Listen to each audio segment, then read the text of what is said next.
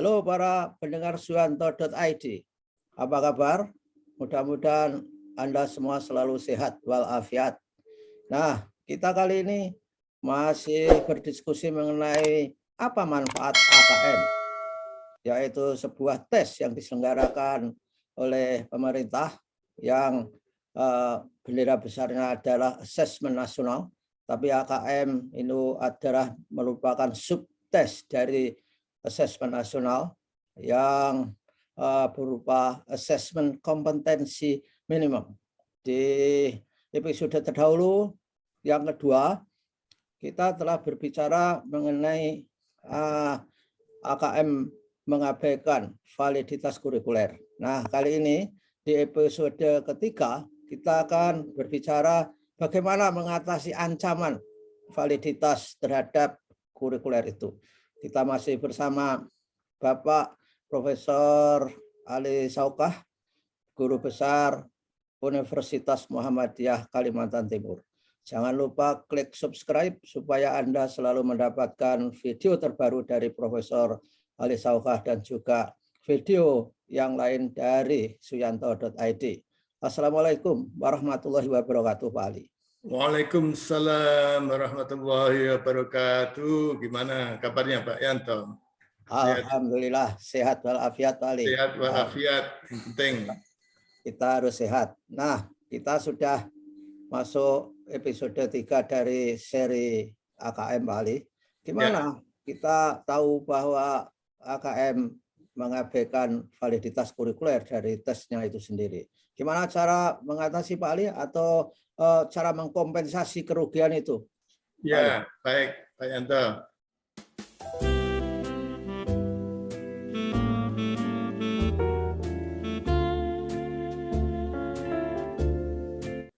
Jadi sebelum ini kita menyinggung salah satu kelemahan dari AKM, asesmen kompetensi minimal, itu tidak adanya kesesuaian. Tidak adanya kesesuaian antara konten dari AKM, konten yang diukur dalam AKM dengan konten yang ada dalam kurikulum. Jadi jelas itu pernah kita bahas. Itu kita anggap sebagai ancaman validitas kurikuler. Sebetulnya itu kan betul-betul memang ketidaksesuaian itu yang kemudian menjadi hal yang masalah. Nah, kalau ada masalah, tentu mesti dicarikan solusinya gitu ya. Ya, betul. Jadi saya ingin mengusulkan bagaimana caranya agar kemudian masalah validitas kurikuler itu tidak terancam, tidak dipertanyakan orang, menjadi lebih sesuai antara yang diukur dalam AKM dengan yang ada dalam kurikulum, menjadi lebih sesuai, dan kesesuaian itu masalah validitas. Ya, betul. Nah, jadi boleh saya sampaikan bahwa kalau menurut saya itu ada dua cara ya solusi terhadap ancaman validitas kurikuler. Yang pertama yang jelas itu eksplisit ya, dalam artian logikanya jelas mudah dipahami. Nah, kalau kemudian tidak sesuai dengan kurikulum, ya kurikulumnya yang disesuaikan. Kalau kemudian AKM-nya tidak mengubah apa yang mau diukur, tetap saja yang diukur adalah literasi membaca dan numerasi. Kalau itu tetap yang akan diukur, maka yang kemudian diubah agar sesuai itu ya kurikulumnya. Jadi misalnya kalau kurikulumnya diubah itu Pak Yanto, salah satunya itu ya mengubah struktur kurikulum menjadi ada mata pelajaran tersendiri yang ngurusi dua hal yang dua kompetensi ukur dalam AKM, yaitu literasi membaca menjadi mata pelajaran, kemudian numerasi juga menjadi mata pelajaran, walaupun sebetulnya mata pelajaran yang terkait langsung sudah ada, tapi kan tidak khusus tentang literasi membaca, tidak khusus tentang numerasi. Nah, ini tentu kalau misalnya solusi pertamanya, kompleksitas masalah dari perubahan kurikulum itu luar biasa Pak Yanto, terlalu banyak ongkosnya gitu. Iya, iya. Ya, kalau itu yang dikembangkan, saya tidak meyakini bahwa itu suatu pemikiran atau logika yang masuk akal, Wali. Bagaimana tes, ya, bagaimana kurikulum harus menyesuaikan dengan tes? Kan itu jalannya mundur itu artinya. Kan tes itu kan untuk menagih apa yang kita ajarkan. Tapi kalau Iya. seperti itu mundur saya kira.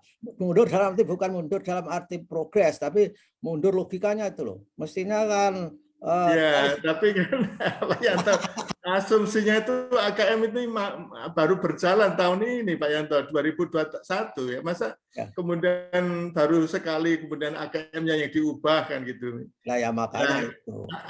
artinya gini ya, solusi yang kemudian dengan asumsi seperti itu bahwa kemudian AKM akan terus dilakukan, masa mau dilakukan hanya tahun ini saja, padahal itu kan Ya, ya. pengembangannya kan sudah luar biasa, melibatkan banyak dana, sumber daya manusia, dan juga sudah menggegerkan dunia persilatan gitu ya.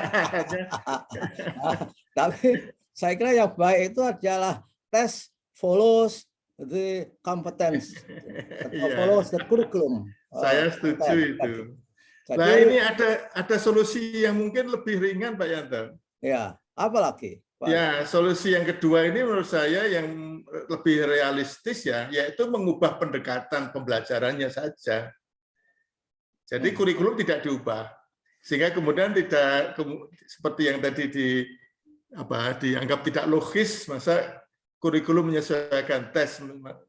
Logikanya itu tes itu yang kemudian harus mengukur apa yang ada dalam kurikulum. Tapi yang kedua ini tidak masuk dalam kurikulum dalam artian struktur kurikulumnya diubah, tidak kemudian memunculkan adanya mata pelajaran baru, literasi membaca sebagai bagian dari bahasa atau mungkin tersendiri. Jadi tidak lagi yang kedua ini tidak lagi perlu mengubah kurikulum yang tidak logis secara teoritis, juga ongkosnya terlalu banyak, menggegerkan banyak, itu setiap kali ganti kurikulum itu karena akan banyak ongkosnya lah, apalagi dalam NKRI yang begitu luas, yang begitu heterogen ya. Nah, ini solusi ini saya kira ya ini solusinya ini pendekatan pembelajaran saja. Jadi seperti solusi diam-diam ini Pak Yanto. Ya, oleh karena Solusi itu, senyap itu. ya oleh karena itu perlu kita ingatkan bahwa mengubah kurikulum itu ikutannya itu besar sekali. Betul. Termasuk guru yang mengajar. Guru yang mengajar kalau nggak punya sertifikat pendidik itu juga nggak legal. Atau Betul. kita akan mentoleransi bahwa pendidik-pendidik kita itu mengajar sesuatu tidak atas dasar kompetensinya yang dinyatakan dalam sertifikat pendidik itu. Kalau tadi itu kan bertentangan dengan undang-undang guru dan dosen. Ya itu loh Pak. Gimana? Ya, betul. Jadi kalau mengubah kurikulum tadi bisa aja itu dilekatkan dengan mata pelajaran yang sudah ada yang banyak kaitannya, tapi sekali lagi menurut saya mengubah kurikulum ini ongkosnya terlalu banyak, terlalu repot ya. Sehingga pendekatan pembelajaran ini hanya mengubah bagaimana caranya agar kemudian setiap guru mata pelajaran atau setiap mata pelajaran dalam kurikulum itu diberi muatan tambahan, literasi membaca dan numerasi. Dalam bentuk misalnya setiap kali mata pelajaran, semua mata pelajaran yang ada dalam kurikulum itu dikemas gitu ya, dikemas dalam bentuk teks-teks ya. Teks-teks yang isinya kontennya tetap tentang mata pelajaran dalam kurikulum seperti yang berlaku sekarang, tetapi kemudian pembelajaran literasi membaca melalui teks, pembelajaran numerasi melalui teks yang kontennya, jadi kalau numerasi tentang mata pelajaran, ya, numerasi tentang hal terkait dengan mata pelajaran, kemudian juga literasi membaca yang isinya itu tentang muatan yang wajib dicakup dalam setiap mata pelajaran. Ini saya ingin mengingatkan saja, dulu itu sudah lama sekali itu istilah language across the curriculum, bahasa lintas kurikulum itu sudah sangat terkenal ya dulu, lazim, yaitu bahwa pada dasarnya penguasaan bahasa itu bisa dititipkan, bukan dititipkan ya, selain mata pelajaran ya, selain mata pelajaran tentang bahasa, maka setiap mata pelajaran, setiap guru yang mengajar mata pelajaran yang lain itu juga harus mengurusi masalah bahasa dalam kaitannya dengan komunikasi, dalam kaitannya dengan berbicara, menyimak, menulis, dan kemudian mendengarkan, itu semuanya termasuk itu pengembangan bahasa. Jangan sampai kemudian kalau dalam kaitannya dengan language across the curriculum, bahasa lintas kurikulum, jangan sampai kemudian ada guru mata pelajaran lain yang mengatakan saya kan bukan ahli bahasa, itu kata-kata itu yang kemudian harusnya tidak diucapkan lagi karena semua mata.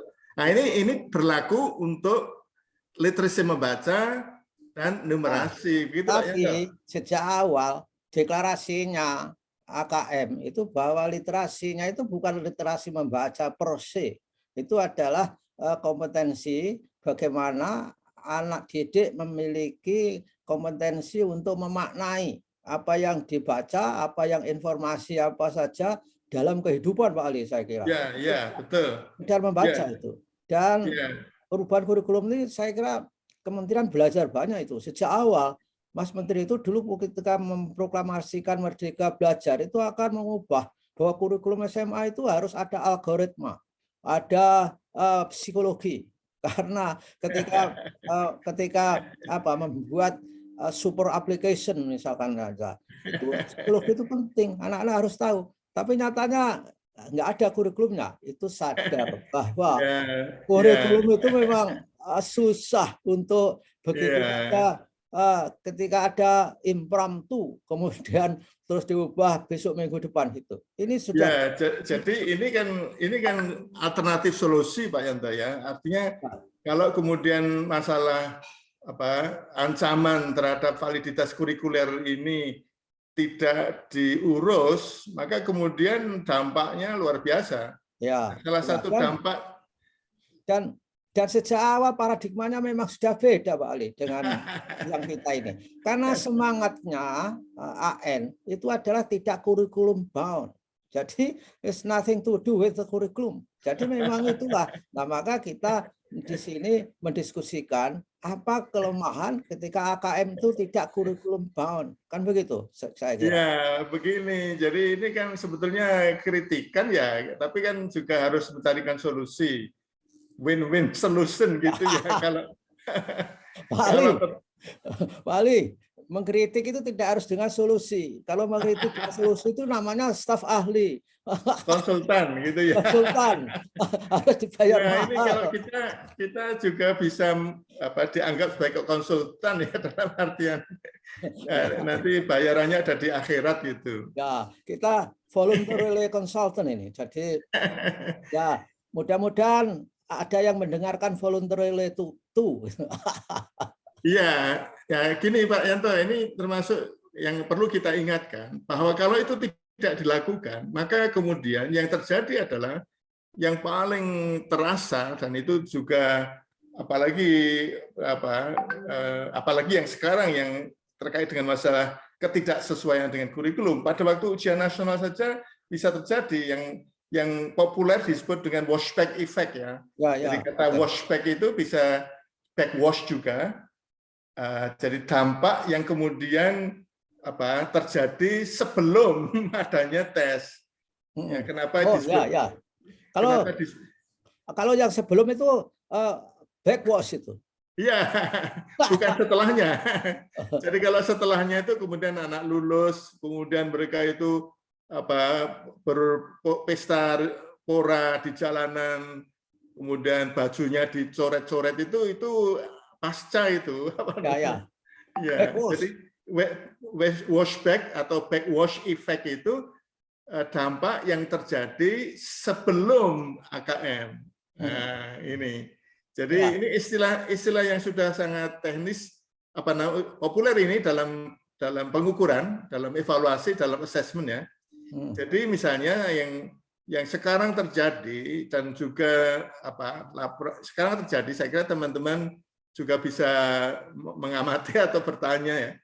Itu seperti dulu pada waktu ujian nasional. Tapi kalau ujian nasional kan masih juga ada mata pelajaran yang memang ada dalam kurikulum ya. Tapi ini kan pushback effect-nya itu kemudian ada bimbingan belajar. Ya, betul. Populernya mengatakan bimbel.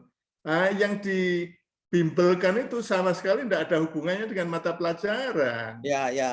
Kalau dulu bimbel ujian nasional itu masih kaitannya dengan mata pelajaran yang diujikan. Ada bahasa Indonesia, ada matematika, ada bahasa Inggris. Ini nggak ada. Ini lebih parah lagi, Pak Yanto. Nah, yang parah lagi adalah niatnya menghapus UN dulu, janjinya kan supaya pembelajaran itu kembali ke kitohnya, mempelajari sesuatu, bukan mengajarkan suatu ilmu, pengetahuan, bidang studi karakter, bukan mengajarkan tes, sehingga bimbingan tes merajalela. Loh, ternyata sekarang bimbingan tes juga muncul di mana-mana seperti jamur di musim penghujan. Pak Ali. Ya, jadi ini sekolah sendiri pada waktu menghadapi ya menyongsong gitu ya, mempersiapkan anak didiknya, peserta didiknya untuk mengikuti AKM itu kan agak repot juga. Agak repotnya itu kan sebetulnya kan sampel Pak Yanto. Jadi hanya sebagian dari peserta didik dalam kelas, dalam sekolah itu, dan saking bingungnya mereka itu semuanya dibimbelkan. Gitu. Ya, betul. Ya, karena siapa tahu nanti menjadi cadangan, menjadi sampel. Dan bimbelnya apa juga seperti orang buta melihat gajah diraba-raba. Apa materinya? Jadi artinya ya kemudian mata pelajaran yang lain yang harusnya diurus capaian pembelajarannya itu diabaikan gitu. Ya. Nah, dulu waktu masih ujian nasional kan lumayan juga itu mata pelajarannya kan jelas. Nah, waktu ujian nasional itu yang terjadi itu 1 semester Pak Yanto. Nah, ini mudah-mudahan tidak kemudian 1 semester itu bimbel yang sebetulnya nggak ada kaitannya dengan mata pelajaran. Ya, oke. Oke Pak Ali. Ini saya kira kita sudah banyak memberikan input, mudah-mudahan bermanfaat. Dan yang lebih penting lagi adalah kita melihat bagaimana follow up dari AKM itu. Mudah-mudahan bisa sesuai dengan desain awal, yaitu untuk memperbaiki sistem.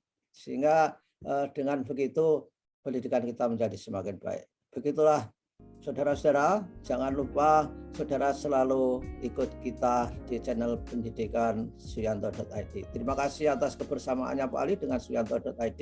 Wassalamualaikum warahmatullahi wabarakatuh. Waalaikumsalam warahmatullahi wabarakatuh.